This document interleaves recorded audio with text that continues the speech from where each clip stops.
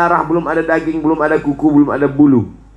Ketika roh berjumpa dengan jasad 2023 1444 Hijrah, barulah menjawab labbaik Allahumma labbaik, labbaik Allahumma labbaik, labbaik la syarika laka labbaik, innal hamda wan ni'mata lak wal mulka la syarika lak. Memandang saya ke atap, terbayang padang Arafah. Begitulah kenikmatan nanti mereka semua di sana. Dan kita pada tanggal 9 itu nanti mereka melaksanakan wukuf, kita di tanah air melaksanakan puasa Arafah. Mudah-mudahan kita bisa melaksanakan puasa Arafah insyaallah.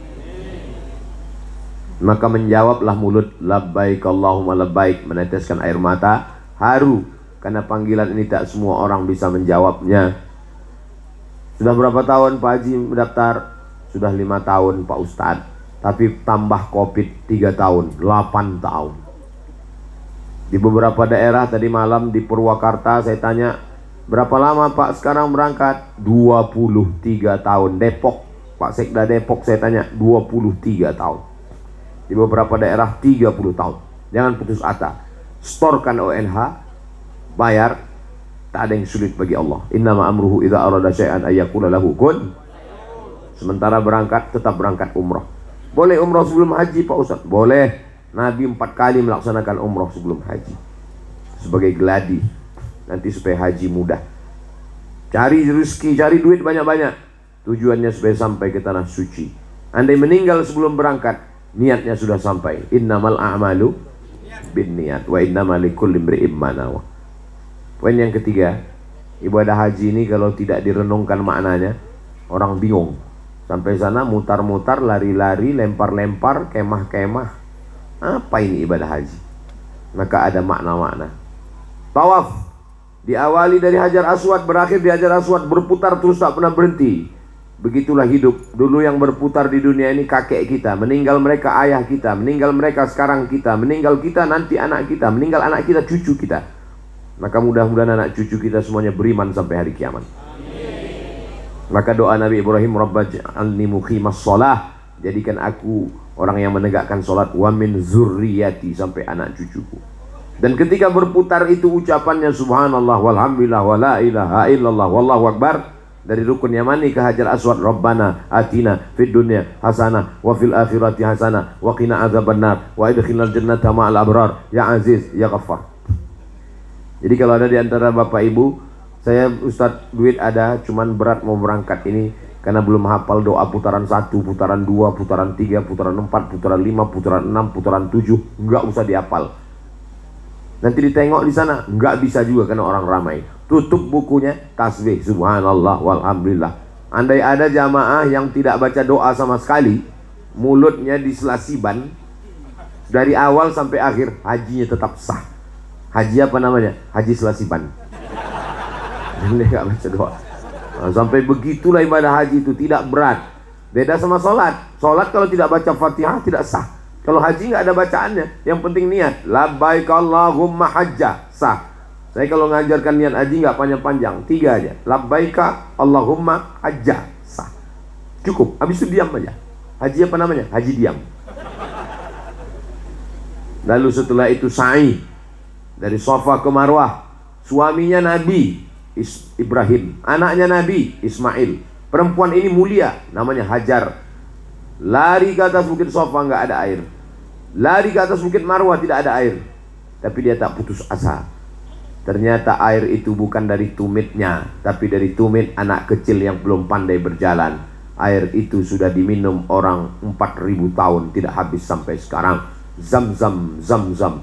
Ibrahim itu pindah dari Babilonia ke Mesir, Babilonia ke Palestina tahun 1850 sebelum Masehi. Sekarang sudah 2023. 4000 tahun yang lalu umur air Zam-zam. Tak kering sampai sekarang. Sumur kita asal kemarau kering.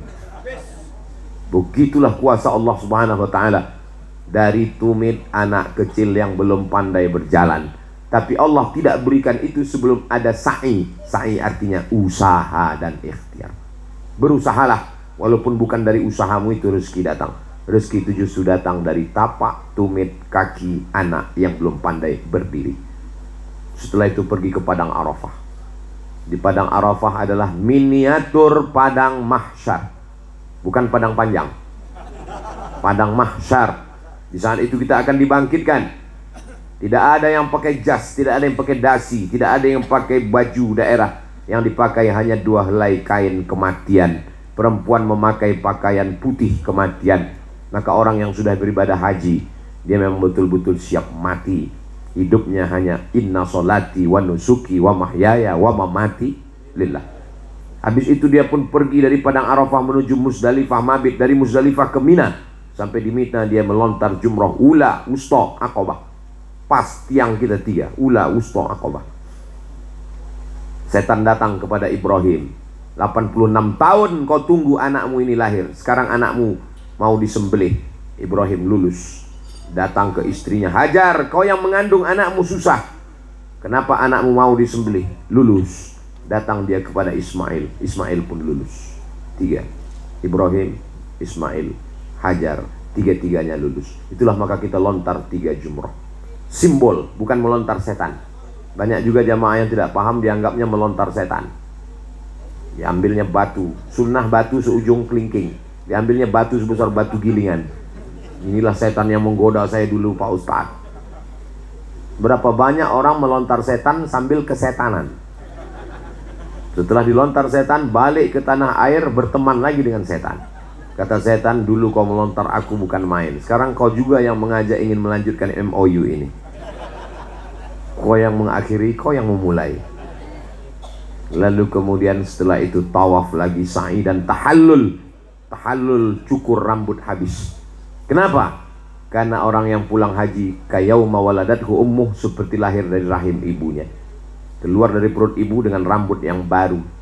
Begitu jugalah keluar dari ibadah haji, suci, bersih, tanpa noda, tanpa dosa. Maka kain yang sudah putih jaga baik-baik. Menjaga kain putih dengan kain berwarna tak sama. Kain putih itu sedikit aja noda langsung kelihatan. Itulah kenapa baju saya tidak putih malam ini.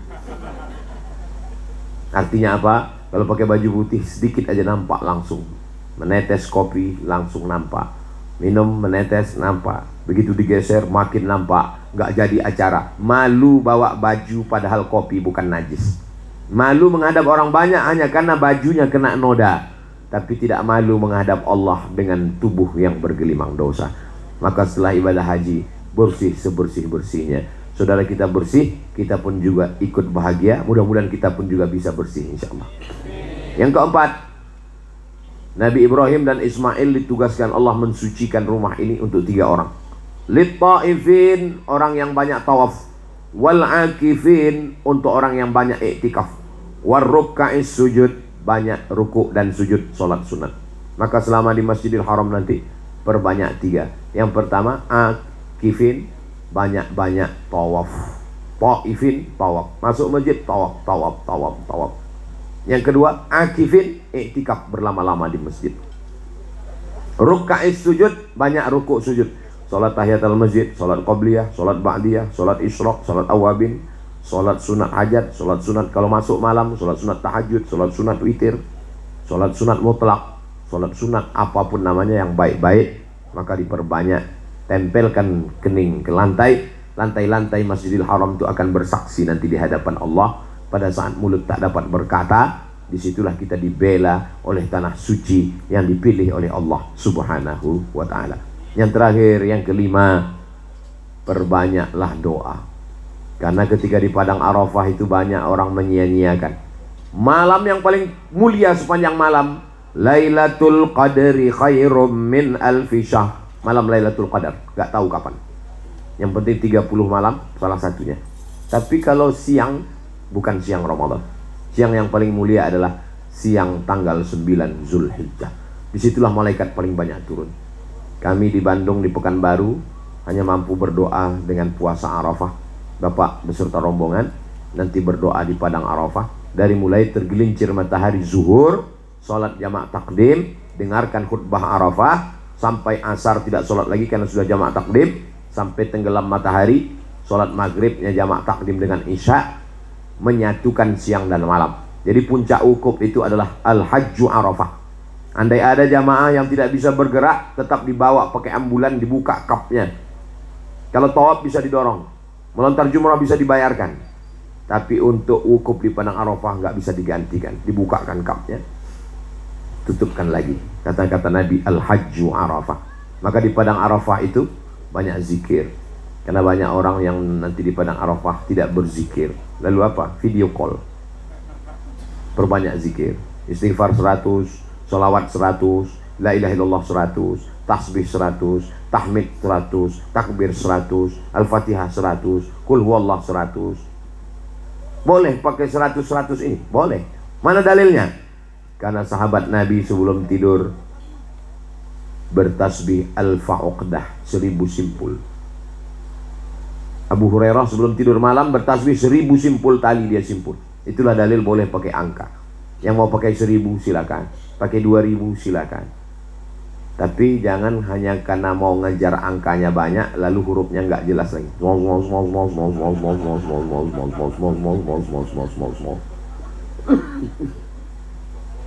Zikir kita yang banyak itu untuk kita dengan Allah, bukan untuk setelah banyak-banyak lalu dipoto. Alhamdulillah udah 1000. Kamu berapa guys? Ini hubungan kita dengan Allah Subhanahu wa taala. Itulah poin berlaku manasik malam ini untuk yang akan berangkat maupun kita semua yang akan berangkat tapi masih lama lagi. Di akhir majelis mari kita sama berdoa kepada Allah. Mudah-mudahan saudara kita yang akan berangkat sahibul bait, sahibul hajat beserta keluarga dimudahkan, disehatkan, dikuatkan, dapat haji mabrur, dan kita yang akan berangkat dibukakan rezeki, dibukakan pintu hati, dibukakan pintu-pintu kebaikan. Ala hadhihi niyyah wa kulli niyatin salihah. Al-Fatihah. A'udzu billahi minasy syaithanir rajim. Bismillahirrahmanirrahim. Alhamdulillahi rabbil alamin. Arrahmanir rahim. Maliki yaumiddin. Iyyaka na'budu wa iyyaka nasta'in. Ihdinas siratal mustaqim. Shiratal ladzina an'amta 'alaihim ghairil maghdubi 'alaihim waladdallin. Amin.